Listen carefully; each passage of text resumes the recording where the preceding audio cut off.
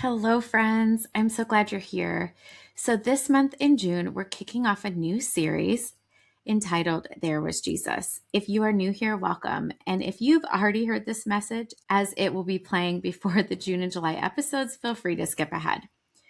But so often when we face suffering, we lose sight of the truth that God, Jesus, the Holy Spirit is with us in our difficulties. He might feel absent, distant, and sometimes even against us. But for these next 2 months, we're going to take a deep dive into people's stories, recognizing where Jesus is and was in the middle of their suffering, how he provided, and how his presence brought comfort. I've also created a special Spotify playlist that we'll link to in all the show notes this summer that has songs of worship around the topic of remembering, wrestling with these complex emotions, and trusting that God is with us in all circumstances. Again, you'll be able to find the link in the show notes. Next announcement is that the podcast is now on YouTube, and I will also have that link in the show notes. So if you prefer video to audio, you can find the podcast now on YouTube.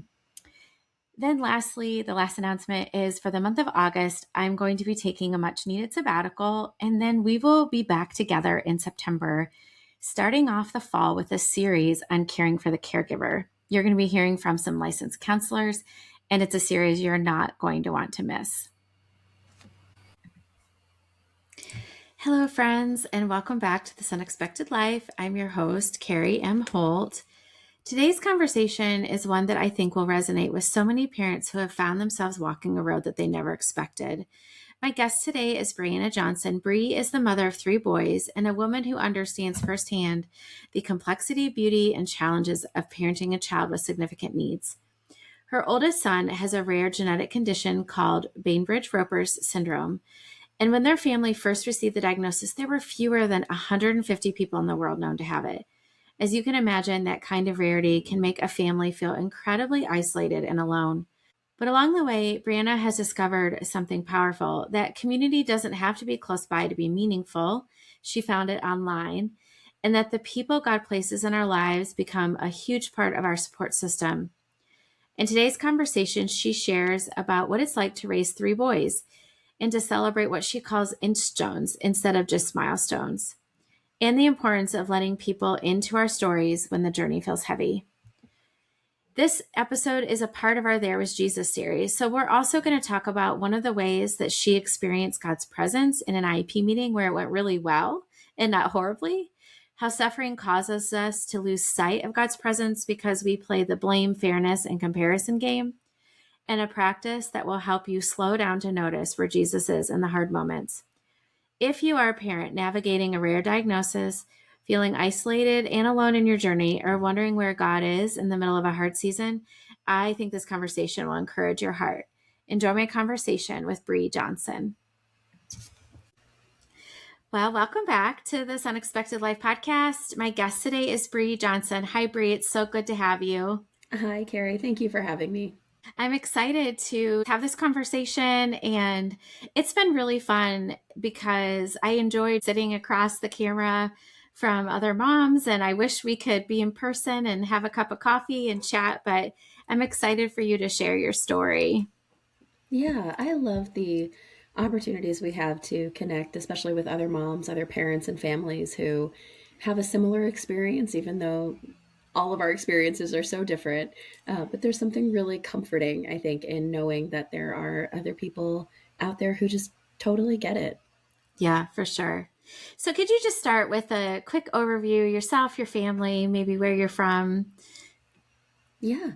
As we chat today, I'm actually sitting in one of the suburbs of Indianapolis. So I have been in the Midwest my entire life. I grew up near Chicago and went to Purdue for college, met my husband at work in Indy, and we just kind of have stayed here. And we picked our suburb when our oldest of our 3 sons, when we first got his diagnosis, we had a good friend who was working in special education in a different school district. And we just kind of asked him and said, hey, what do you know about the state and where we should be, what we should consider? And he was like, oh, hands down, you want to be in Zionsville, that's where you should go. And we've been here ever since on that recommendation. And It has been absolutely a fantastic experience for our oldest son, but we've seen it be just as supportive and just as wonderful for his two younger brothers. So we have three boys. So lots of noise, lots of activity in our house. Today is a rare, quiet day since everybody's actually at school right now. I have three sons too, so I remember those days of just the wrestling and the roughhousing and the chaos, Yes, and it's a lot of fun it being a is. boy mom. So, share just a little bit. You mentioned that your oldest son has a diagnosis. How did you come into the unexpected with that situation? We are, I think, very unexpected on the scale of unexpected things, in that he has a rare genetic diagnosis and it's called Bainbridge-Ropers. And to the best of our knowledge, there are only 300 people worldwide who share the Wow. diagnosis. So there's a lot of learning as we go, as any parent does. But especially with this case, there's just a lot of, we haven't encountered this. And doctors, nurses, other professionals that support him who will say, where do I go to get more information? And for him, it really started, we kind of noticed some things early on as he was just a baby, that certain milestones weren't coming as easily or as quickly, Mm. and really just needed to look into things. And we did all of the kind of typical tests that you would do for different syndromes, things that are more well known and well recognized. And all of those came up negative. I think it was our fifth DNA test that Wow. really gave us the result. And it was so eye opening for us. I remember sitting in the doctor's office and looking at my phone, because that's what you do when you get information like this. You Google it as quickly as you can. Yes. And I remember my husband and I sitting there and me like swatting his arm, going, there's not a full page of Google results. Our kid broke Google. Like, how did that happen? But since then, it's just been a lot of learning as much as we can. And we have a fabulous Facebook group that we're part of that is family members, caregivers, friends, and other people who are involved in the life of someone who has this diagnosis. And it is so comforting and so encouraging when people will say, yeah, I've seen that too. We do Mm. this all the time. And really, some of the similarities that the kids have and other things that just make us feel that even though we're the only ones in our state who have this diagnosis, there are some folks who they're the only ones in their country who have the diagnosis. And we all just sort of feel like a family, even though we're miles apart and just connecting through computers and phones. Yeah, I know one of the things that you've mentioned to me is you can have community even when it's not close by. So, Mhm. can you talk a little bit more about how that role of the long distance connection has helped your family feel less alone in the situation? Absolutely.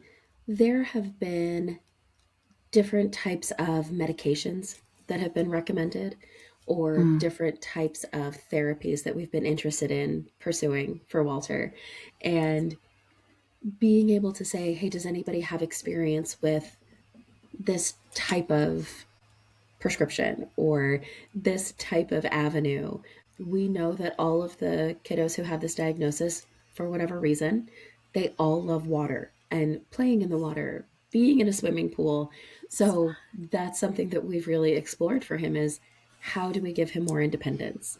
What sorts of options are there so that he can be safe but still be having fun? And that was one post that we made, just to say, hey, has anybody tried this? And I think almost every family responded with some sort of suggestion or some sort of confirmation that they see it too. And it's really fun to see those commonalities and all of that common ground. Yeah, social media can be such a difficult place, as we know. But I had a guest talk about how in the world of disability, in the world of parenting kids with rare syndromes, or like in our in our scenario, my son has a fairly common diagnosis, but then we went down this road of like the very rare worst case scenario that you can have. And I remember feeling so alone.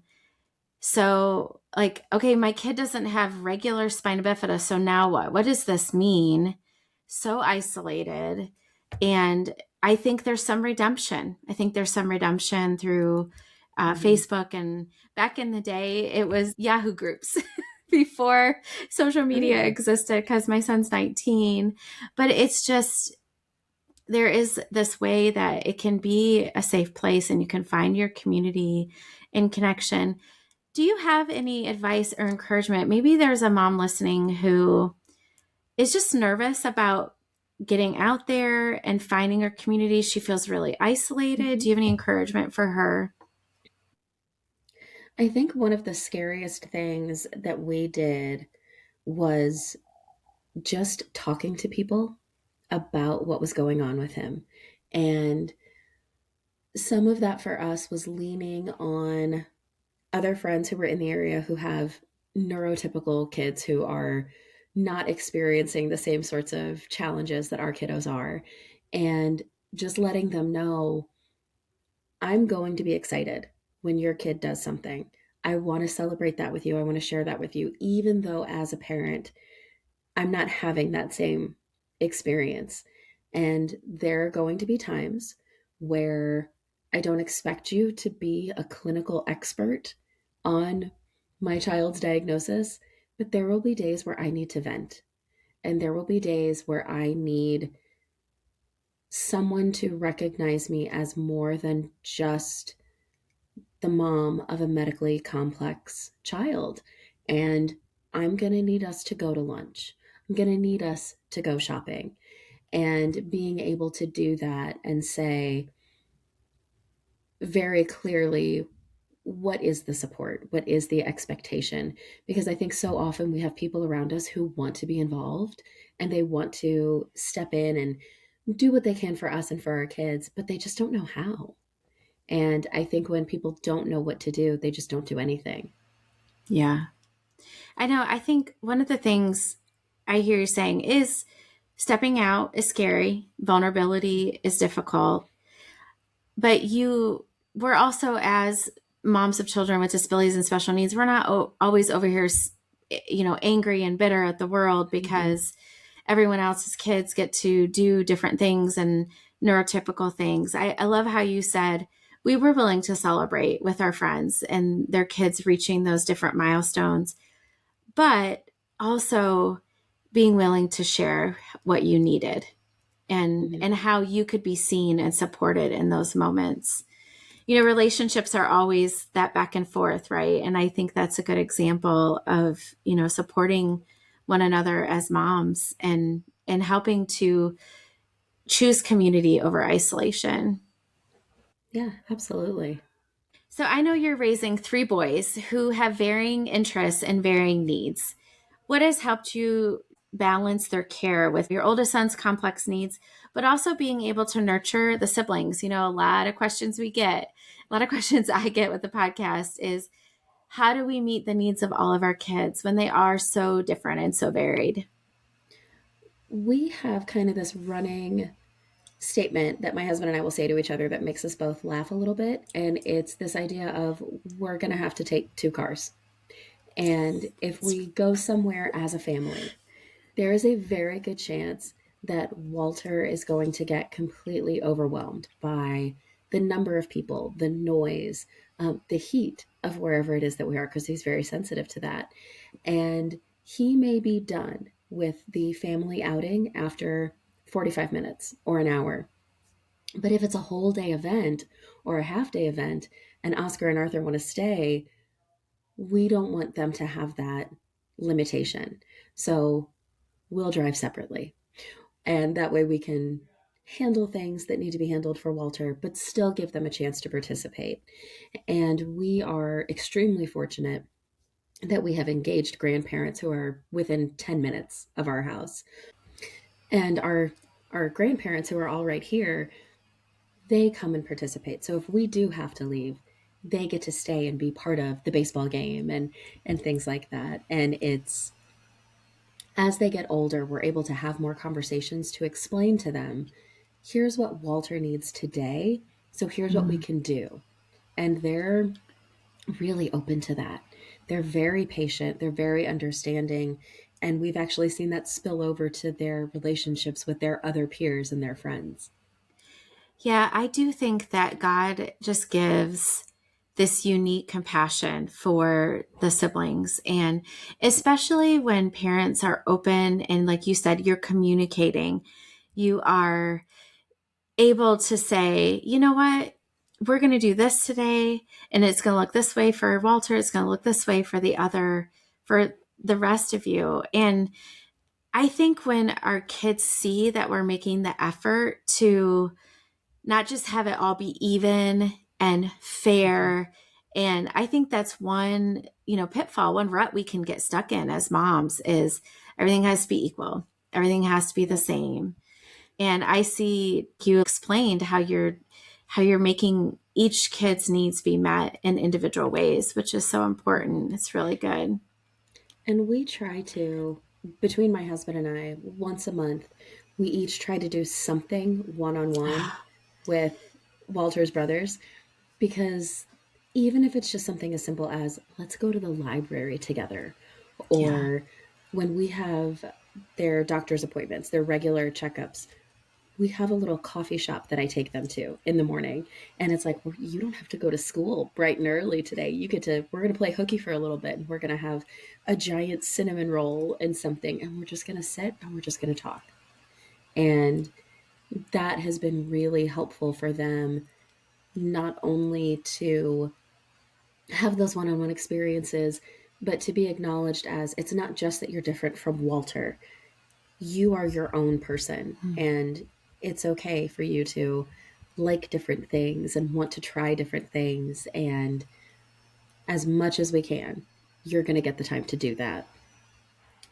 Yeah. And one of the things I hear you saying is you treat your kids and you cause them to be seen. Mhm. And that is, that's one of our core longings, I think, as human beings. And I just love how you do that.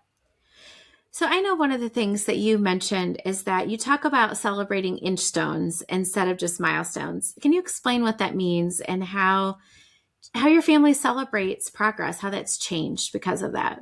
Yeah, this is one of my favorite things that we did. And it, like so many things that go well in your family, it sort of happened by accident.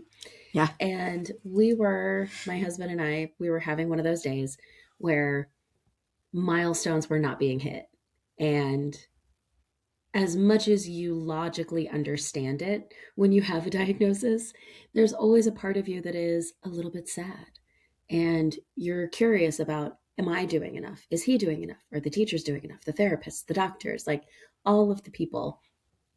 And we just kind of decided, I don't like the way this feels. This isn't a fun conversation. And all we're doing when we focus on that for him is looking at the limits and looking at what is missing, what is lacking. And I don't think that helps us as his parents to support him the right way. So, as a joke, my husband was like, "Well, how many steps do you have to take to walk a mile?" Right? Like think about the word milestone, that's pretty far. What if we just looked at like an inch at a time?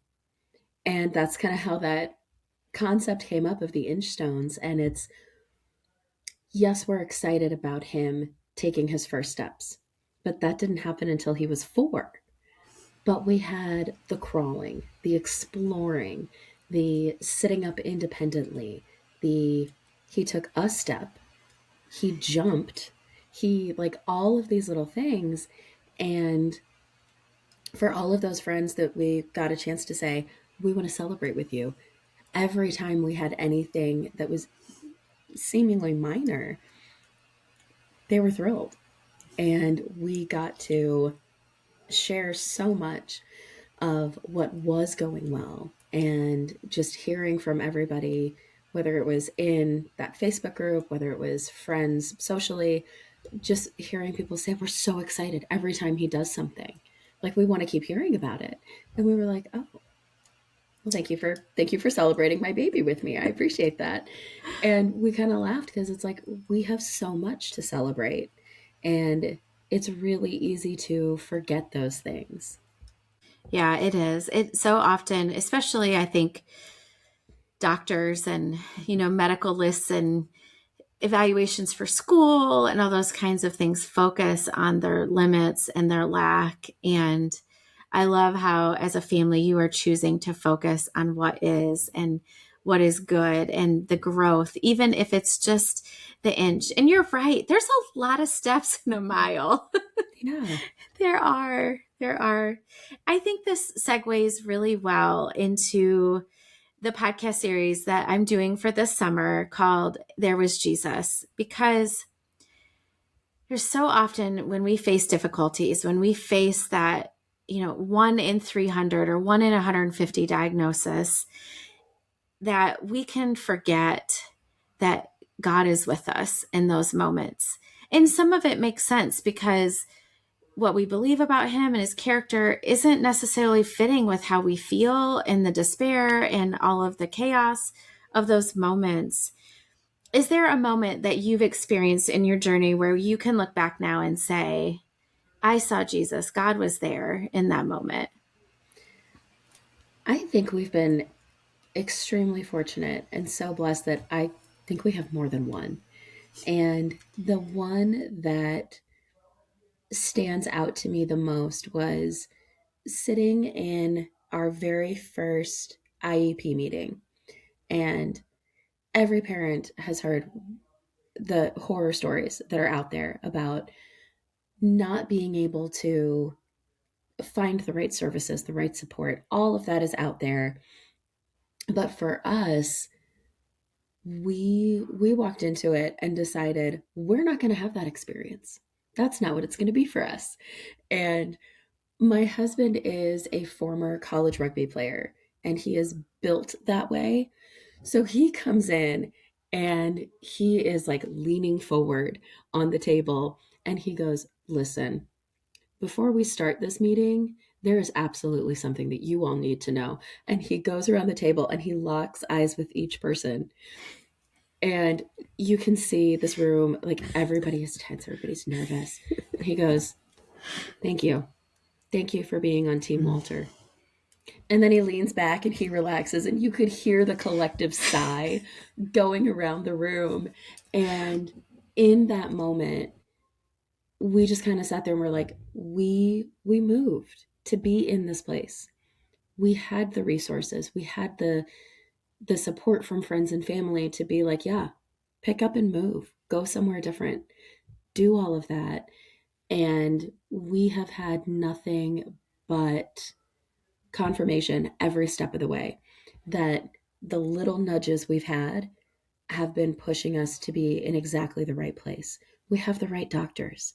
We have doctors who have actually said to us in his appointments, you're the expert on Walter. I'm the expert on this particular system in his body. So I can't do my job without you. And I'm just like, that's amazing. And we, every IEP meeting that we actually look forward to them because we enjoy the conversation and we enjoy hearing that his teachers are like, oh my gosh, here's this thing he did. I took a video of it for you. It was amazing. And hearing one of his teachers, there was an issue in the classroom that she had to deal with, so she could only stay for about 30 seconds.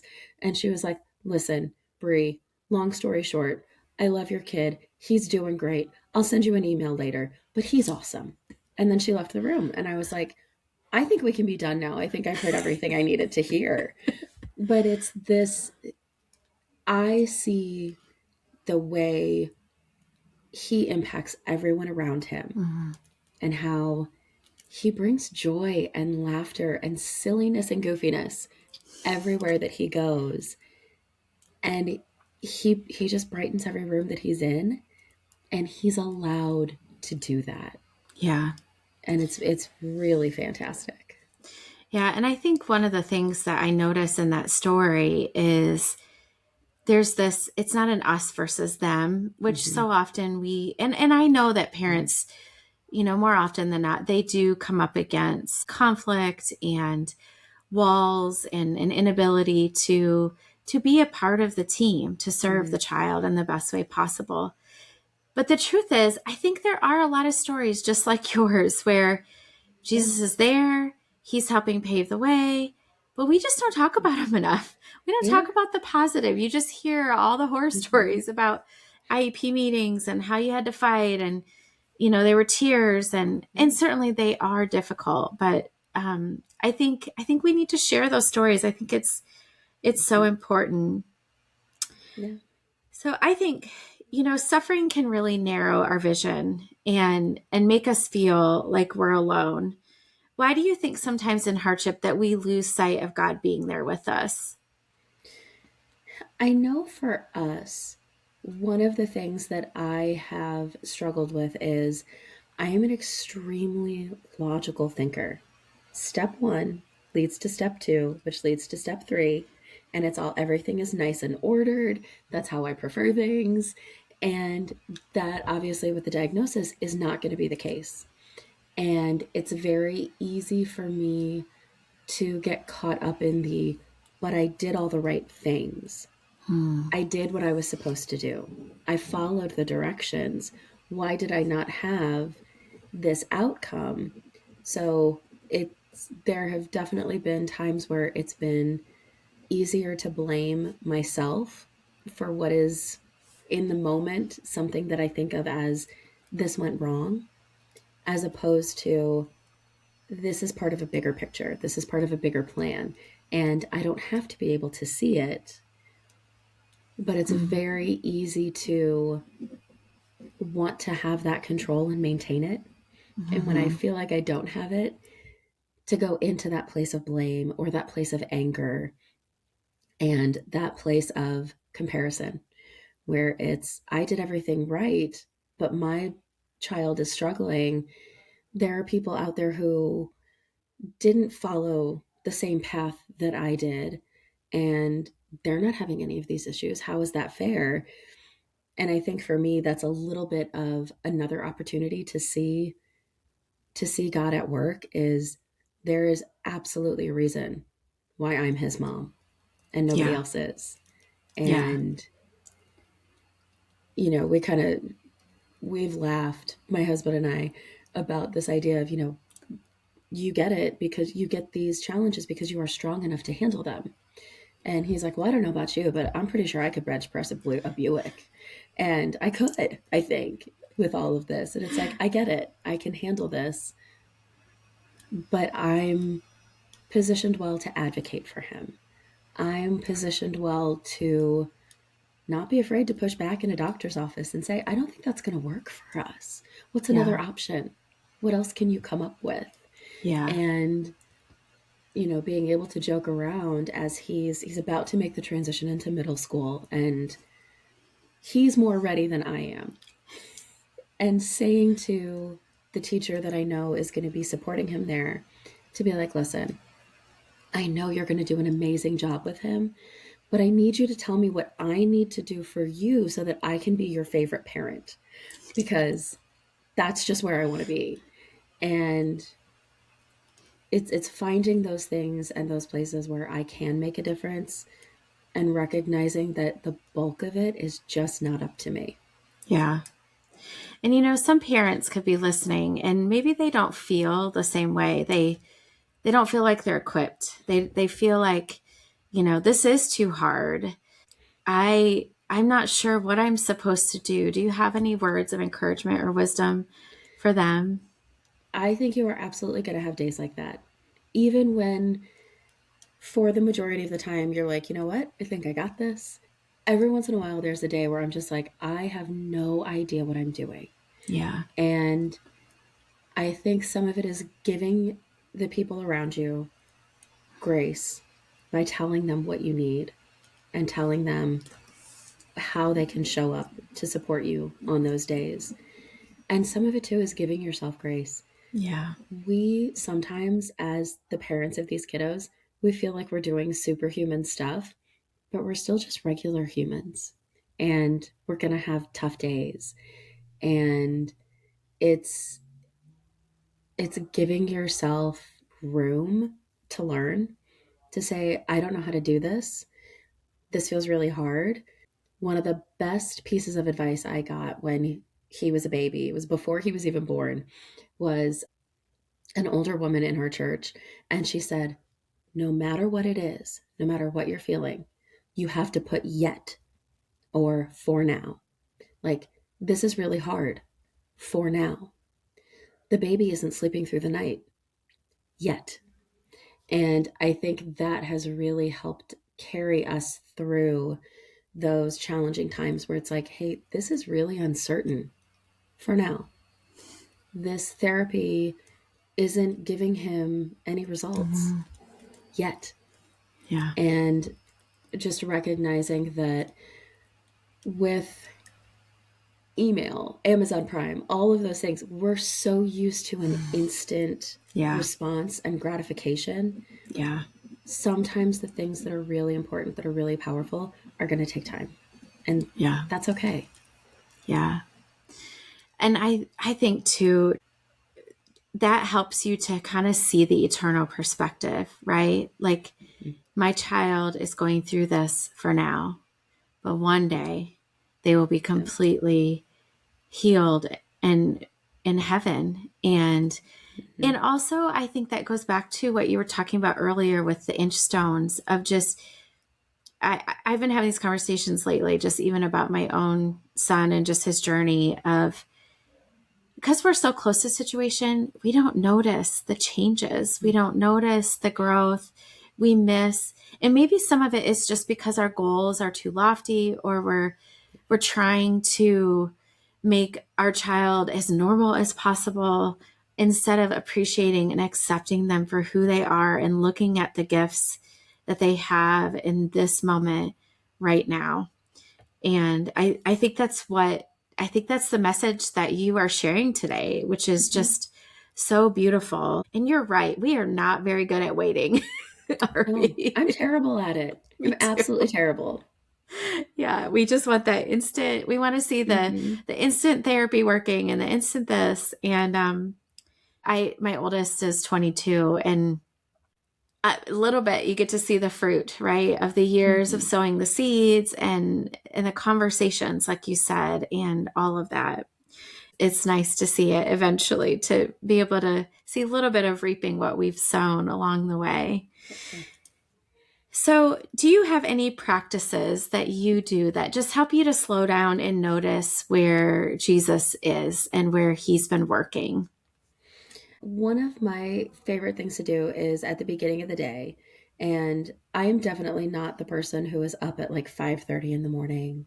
I I love that for the people that it works for. That is not my world. For me, it's sitting down with that first cup of coffee after everybody's on the school bus, everybody's on their way to school, and just taking the time to sit and not rush. Even Hmm. if the rest of the day winds up being somewhat rushed because of appointments or other commitments, things like that, it's taking that 5 minutes to just be calm and quiet and set the intention of today is going to be the best day that it can be. And if today's not a good day, that's okay. We'll try again tomorrow. Yeah. And just creating that space for stillness and just kind of asking, and whether that's through a prayer that I'm saying on my own, whether that's through reading something in whichever devotional I'm going through this week, just sitting and being very open to what is it that I need to receive to let today be a good day. Yeah. Yeah. That's so good. It's so good. Is there anything else just that you feel like God's laying on your heart that I haven't asked yet that you want to share about your story and your journey that maybe a mom just needs to hear right now? I think one of the biggest things, and we've talked about it in a couple different ways, is just remembering that on those days when we feel really alone, when we feel like nobody gets it, there is someone out there who is having such a similar experience. And maybe we just haven't met them yet, But even when we feel like there's no one that we can talk to by picking up the phone, by logging on to a chat group or anything like that, God is always listening. And whatever the topic is, sometimes it just feels better to say the things out loud. And then it's like, okay, I've shared this. And anything that we share that feels heavy and hard to carry gets lighter by doing that. Yeah, that's so good. Well, thank you, Bree, for being a guest today. This is going to be a really great conversation for people to hear, and I made so many notes about just different things that you mentioned, and it's just so important, I think, for us to slow down and to notice and to celebrate the Inchstones. And I love how you said it may not happen yet, or it might not be for now, but it's not for always. So thank you for being a guest on this unexpected life. Yeah, thank you so much for having me.